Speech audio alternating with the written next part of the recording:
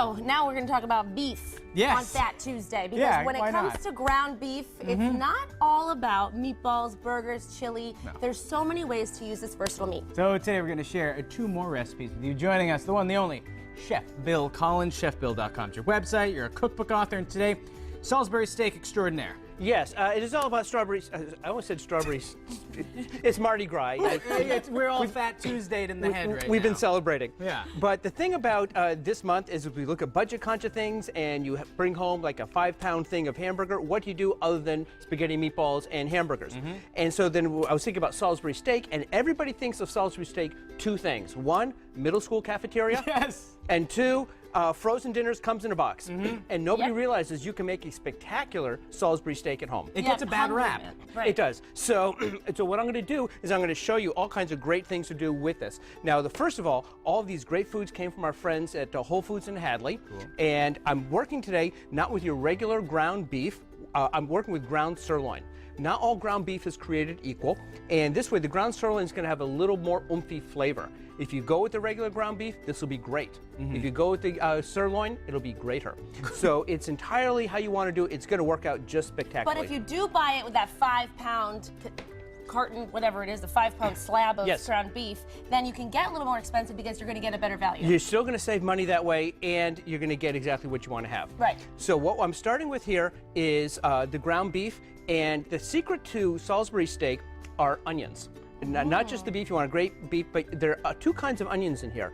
There's grated and there's also chopped, is that right? That's exactly it, because the grated ones, that's what I've got here. You see all the liquid in there? As opposed to just putting chopped onions in here, by putting grated onions in, I'm going to get a really nice oniony flavor throughout, and that's going to really oomph it up even more. It should also be noted we're all wearing gloves, because this is a great way if you're busy, if you've got kids running around the house.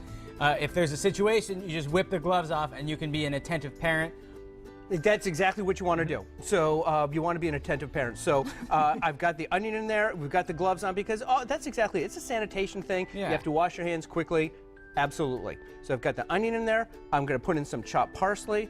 I've got some Worcestershire sauce I'm putting in here. I've also got some onion that I'm going to throw in here, as well as some egg. And so you pop in the egg, and that's going to bind it all together. Okay, you want me to mix that up? Sure, that's why you got the gloves. Absolutely, mix that up. I've got a preheated pan here. I've got just a little bit of canola oil in there. You can go with olive oil, but since it's going a little higher temperature, be on the safe side so you don't burn the oil, we've got the canola. Okay. And now, here's the secret to Salisbury steak. It's the shape of it. It's not shaped like a hamburger. You want to do this oblong thing.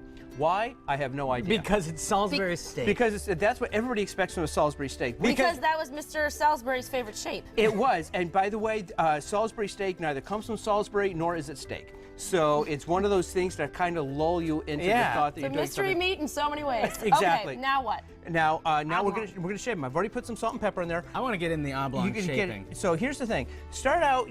What I like to do because when it calls for 2 pounds of burger, you might have 1 3/4, a little more. So I like to break it all up into different balls, big meatballs this size, so you know they're all going to be about the same size. I get you. So that way, but then when you go to shape it, it's easier to shape it when you've got the big, dense meatball to just kind of flatten out a little bit. You want some density to it. And like a rugby ball or a football, something like that. That's exactly what it is. All right. So now I'm going to add some oil in. I've already heated the pan. And as you know, I like to heat the pan before adding oil into it. See, we've got the great sizzle going on there. I'm going to just add a little bit of oil. Don't need much, just a skim coat. Because this is actually a very healthy meal.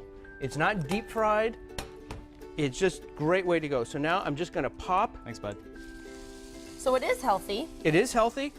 Budget friendly. Budget friendly. And you said sneak peek, it's absolutely delicious. It kind of is. And see, that's the thing, because the onions give it just a big oomph. I'm going to drop this 4th one here. The onions give it such a great oomph because not only are we putting the ground, the grated onion in there, I've also beforehand cooked up the onions. And as you can see, these are caramelized onions.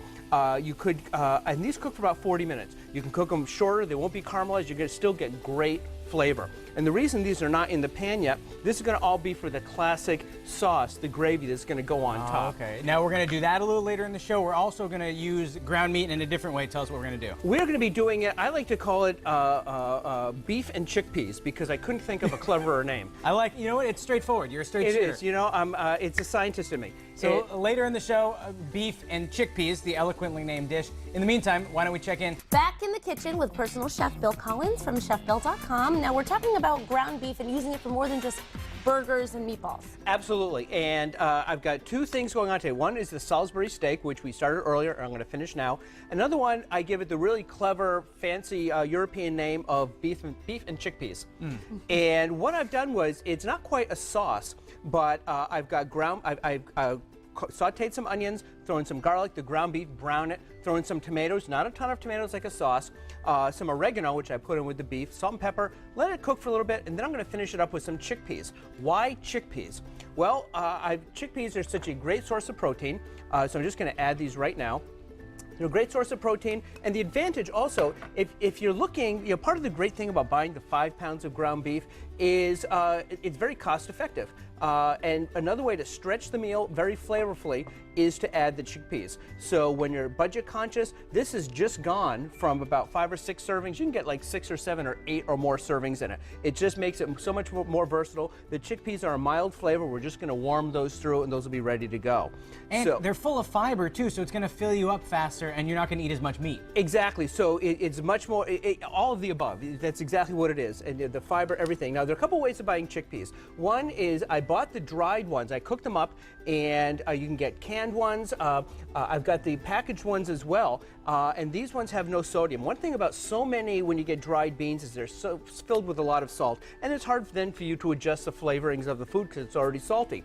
So that's why I like to cook it up first. Plus, a difference, and it doesn't take that much effort, just simmer the beans for about an hour and a half. You can soak them beforehand if you have time. A much better texture. It's almost a creamy texture, and not a mushy that the canned ones are. It's worth the effort to go through, if you've got the time, to go with the dry beans. All right. So while that's finishing up, shall we get to the Salisbury steak? Let's talk Salisbury steak. Let me show you what I've done. Yes? As I say earlier, if people missed it, we molded them. We had gloves on for safety's sake, and we made the little patties, and we put them on to the pan. And you cook them completely in the pan. Okay. And so what you do is you brown both sides. It'll take about 9 minutes. Say 6 minutes on the first side, 3 on the other side. Cook them till it's cooked through to your liking. Some people like it medium, but if you go well done, but still keep it moist, it'd still be a great burger, not a dried out well done.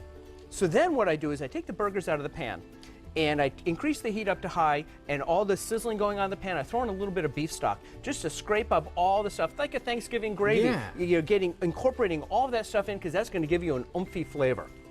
So what do you add to your oomph to get what you need? Well, at that point, that was just the beef stock and the meat bits, and then all I add in here, remember I mentioned I caramelized some onions beforehand, just cooked them through a little bit. Then what I do is I put in a little cornstarch, give it a little thickener, get those warm, throw in some beef stock, about 1.5 cups, a splash of Worcestershire sauce, bring it to a simmer, it thickens up a little bit, you're done. And adjust it to salt and pepper. It's so easy, and I just happen to have, I've got the fuller one right here. Perfect. And so I'm just going to serve these out. Now, are the chopped onions in there too? They just kind of cook down, they melt into the sauce? They're right in there. You'll see, because the burgers are right on top of these, you'll see that there is all kinds. Yeah. Right in there, just throw it on there like that. And so now you're serving it with some homemade mashed potatoes. I made some mashed potatoes, and that's what I also like to do is with this, I put a little scallion in there because it gives it, again, some color, oomphs it up a little bit, and it takes it away from just being a mashed potato to something a little bit more special. Did you put any cream or cheese in your mashed potatoes? I put in a hint of milk. When you make mashed potatoes, warm the milk first, because that way you're not cooling down the potatoes, it'll absorb better. I put in just a bit of milk and just about a tablespoon of sour cream. All of that is optional. You can just go with a little milk if you want. You can go with skim milk. You're completely good to go that way. And now the sauce, we're plating it today on some spaghetti squash. Yes, now I'm now ready here with the chickpeas and beef. I've got some spaghetti squash going here. Now, if this was just beef and no chickpeas, then you wouldn't have as much. So the chickpeas really stretch it so you get more for your money. Exactly. And so not only is it very budget friendly, it's also healthy friendly, but this is definitely a great way to stretch your budget. Now, you'll also notice that this isn't a very saucy dish. It's not like it's a big tomato sauce that has beef in it. The beef is the main part of the dish. It's not an additive like a meatball in a tomato sauce. So that's why I put this on spaghetti squash, and so it's just a nice big, well, oomphy meal. Also, you can go under that with regular pasta, any kind of potatoes, rice. You really can put anything underneath it. And worst case scenario, if you don't have anything else, you don't need it because you've got the chickpeas, and that's already going to fill you up. Exactly. Ground beef, 2 more ways than we hadn't thought of before. Thanks so much, Chef Bill. We love having you here. Love being here. It smells amazing. And it's good. My Mass Appeal is where you go for this information, and take